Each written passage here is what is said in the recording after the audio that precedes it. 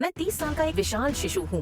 नहाने के लिए अब भी बच्चों वाला टब इस्तेमाल करता हूँ और मेरी बगल से ऐसी भयानक गंध आती है, वो सीधे दिमाग पर वार करती है। यहाँ तक कि मेरी माँ भी इसे सहन नहीं कर पाती। मैं बचपन से ही एक मम्माज बॉय रहा, किसी काम में अच्छा नहीं, बस खाने में नंबर 1। मेरी माँ ने मुझे इतने प्यार से पाला कि आज भी वो मुझे एक नन्हा बच्चा ही समझती है। हद तो तब हो गई जब उसने 30 साल तक मुझे बेबी पाउडर लगाने से भी नहीं रोका। आज मेरी 100 पहली बार शादी के लिए लड़की देखने जाने का दिन है और माँ इसे लेकर बेहद उत्साहित है। मेरी मर्दानगी बढ़ाने के लिए उसने वो 502 गोंदन से मेरी बगल के सारे बालों को सीने पर चिपका दिया। मैं शर्म से लाल हो गया, लेकिन अंदर से बेहद खुश भी था। आखिर पहली 100 लड़कियां मुझे लड़की जैसा ही समझती थीं।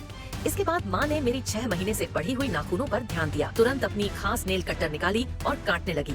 मैं बचपन से ही संवेदनशील हूँ, इसलिए 1, 2, 3, 4, 5 गिनना तक नहीं सीख पाया और हमेशा की तरह माँ ने इस बार भी मेरी उंगली से एक टुकड़ा काट दिया। वह डर के मारे मेरी उंगली पर फूंक मारने लगी और मैं दर्द से रोने लगा। कटे हुए नाखून को उसने मेरे 30 साल के संग्रहमण वाले बैग में रख दिया। यह 30वीं बार था जब माँ ने मेरी नाखूनों को सहेज कर रखा था और दीवार पर लगे सारे नाखूनों की प्रदर्शनी देखकर वह गर्व से भर गई। इसके बाद माँ ने प्यार से मुझे कपड़े पहनाए। आईने में खुद को देखकर मैं चौंक गया। मैं तो कमाल का दिख रहा था। इस बार मेरा रिश्ता 10,000% पक्का फूक था, लेकिन माँ को और भी यकीन चाहिए था, इसलिए उसने मेरी मर्दानगी दिखाने के लिए मेरे सीने के बालों को बाहर निकाल दिया।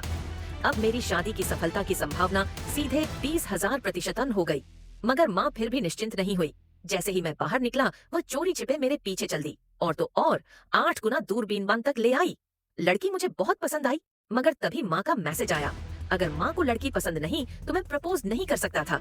जैसे ही उसने सिर हिलाया, मैं जोश से भर गया और तुरंत अंगूठी निकाल ली, लेकिन तभी माँ को कुछ अजीब लगा। वह फौरन खड़ी हुई और लड़की की हैरानी भरी नजरों के सामने ही मुझे एक तरफ खींच लिया। फिर उसने मेरी बगल के बालों से मेरे दांतों में फंसी धनिया निकाल दी और मेरे बगल पर दोबारा परफ्यूम स्प्रे कर दिया।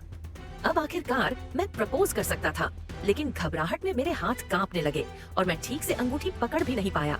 माँ को मुझ पर दया आ गई और वो खुद मेरे लिए लड़की को प्रपोज करने पहुँच गई।